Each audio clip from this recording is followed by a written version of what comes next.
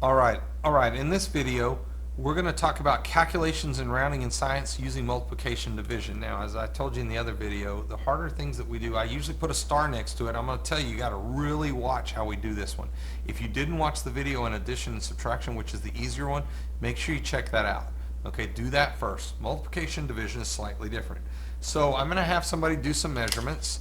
Okay, so I'm going to take some kind of measuring tool and I'm going to have some dimensions on it. Okay, so if you had an object that's a square and you need to know the area, so for example, if I'm mowing somebody's yard, if I want to know the area of the yard I'm going to be mowing, I take the length, okay, I take the length times the width and I know the area. So let's say I'm going to do something like that. Okay, I need two measurements. And so I have somebody measure an object and I want to know the area. So the first person gives me, I have them go measure 2.57 centimeters, and I'm just going to use centimeters in this video also, and I'm going to have to multiply by 6.1 centimeters. Now, I'm going to do this longhand on purpose. In the last video, and we'll use our calculators here in a minute, but in the last video when we were doing addition and subtraction, remember if I were taking these two numbers and I were adding them, I would line up the decimals like that and I can see exactly where the numbers overlap. Remember that from the last video?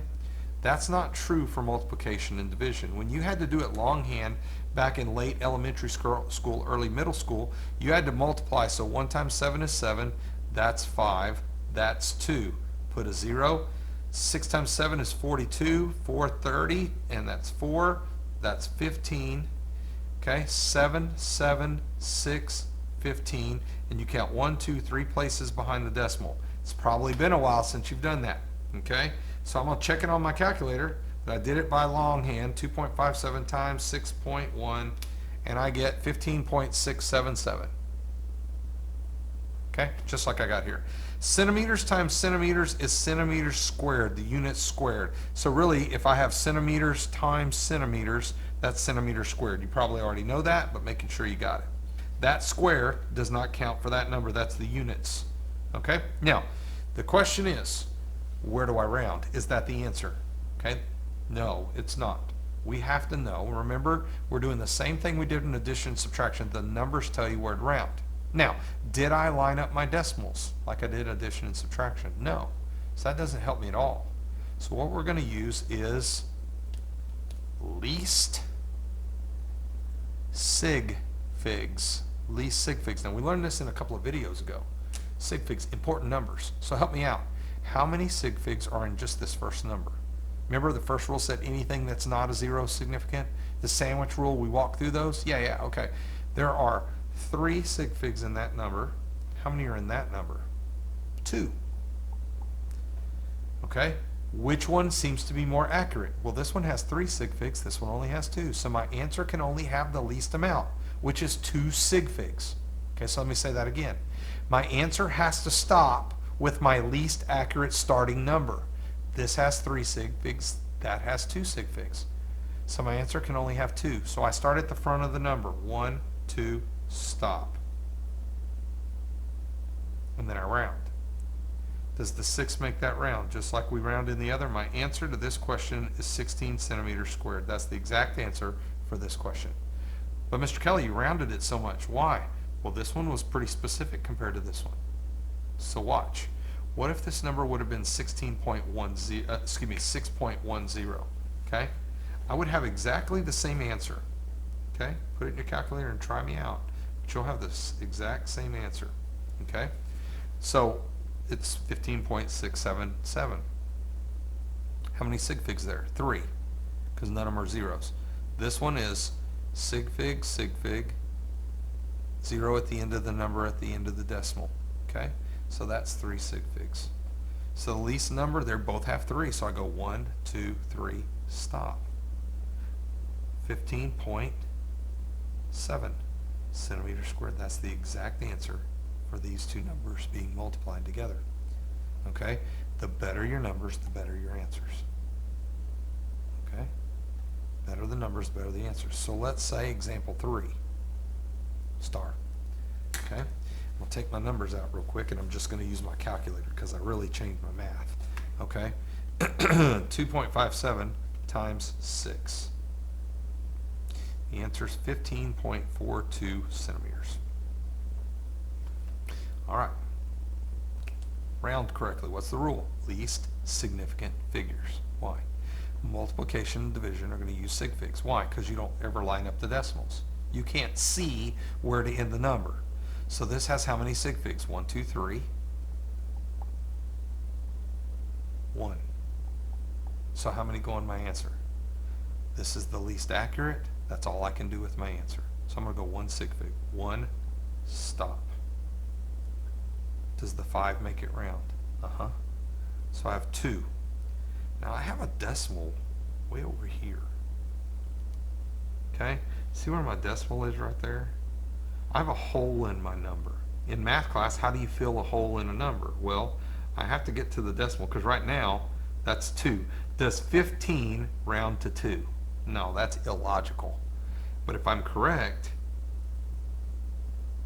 if I filled in that hole till I get to the decimal, 15 could easily round up to 20. How many sig figs does the number 20 have in it? 1, that's a placeholder. So my answer is 20 centimeters squared. Centimeters times centimeters is centimeters squared. That one's a hard one, so let me say that again. 3 sig figs, 1 sig fig. I can only go 1 significant figure. So after the first number, I cut it off. When I cut it off, the 5 makes that round. That's logical. But I have a 2, and then I have a hole in the number till I get to the decimal. The hole is filled with a 0. Now, is that a significant? It is if I put that over that. Do I need 2 significant figures? What's the least? 1. So I don't want that bar. Okay, did you catch that? There's 1 sig fig there. Okay, so watch this. Grab your calculator. What's 2.57 times 6.0? It's 15.42. It's that same number. All right, so let's see what we do. 1, 2, 3 sig figs. Got it. 1, 2 sig figs, following the rules from the other video. So I'm going to go 2 sig figs. 1, 2, stop. My answer is 15 centimeters squared because the 4 doesn't make it round. Your numbers get better as you have better starting numbers.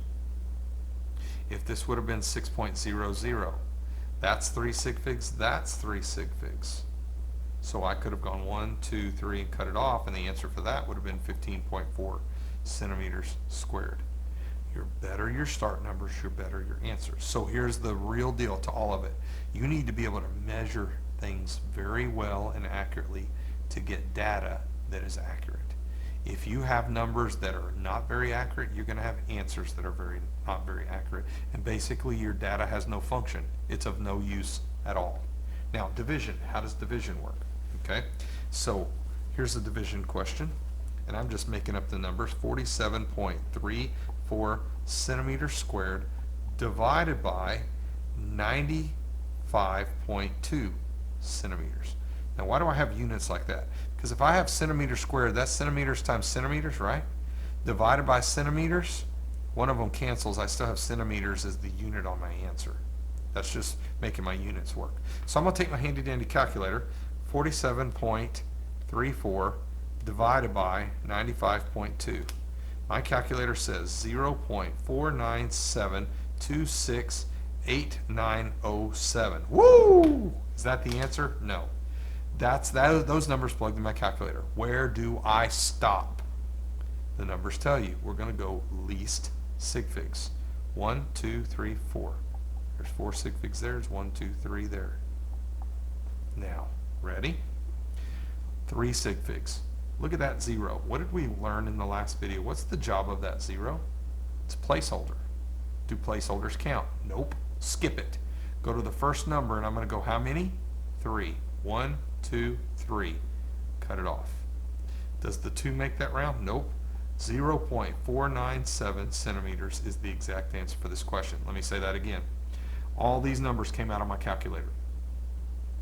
4 sig figs, 3 sig figs, so I'm going to go 3. Placeholders are not significant. We know that from the rules in the video of significant figures. Okay? That is a placeholder, so it doesn't count. Start with the first number, 4, and I'm going to go 3 of them. 4, 9, 7, 3 of them. Cut it off. All of that goes away. There's my answer, my exact answer. Okay? Let's try another one. Okay? I'm going to leave that same start number. Make sure you're doing every one of these with me. We're going to take 47.34 centimeters squared and we're going to divide by 9,763.2. Okay, so I know centimeters is still the unit of my answer, so I'm going to take my calculator, 47.34 divided by 9763.2.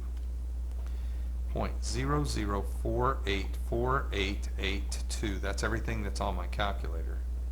Get that under the camera so you can see it. Okay? So, where do I round? Least Sig Figs. 1, 2, 3, 4 Sig Figs. Way more than 4. 1, 2, 3, 4, 5 Sig Figs. So my answer only has the least. My answer can only be as accurate as my least accurate.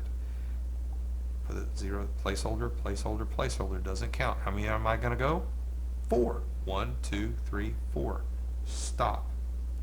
Does that make it round? Yes, 0.004849 centimeters is the exact answer for this question. Okay? So the biggest thing about this is, can you push buttons in your calculator and can you write down what it means? Okay? Can you put the number in there, and then when you get your number, just round. Now, here's what gets students every year. The rules for addition and subtraction is least decimal places. The places after the decimal. Is that what I was doing here? No. In addition and subtraction, least decimal places. Count how many places after the decimal and you stop your number. We don't line up decimals in multiplication and division, so these rules don't count. Sig Figs. So you've got to practice them. In the next video, you're going to try just some multiplication and division, and in the video after that, I'm going to mix them, and let's see how you do. You'll do awesome. Use your notes to help.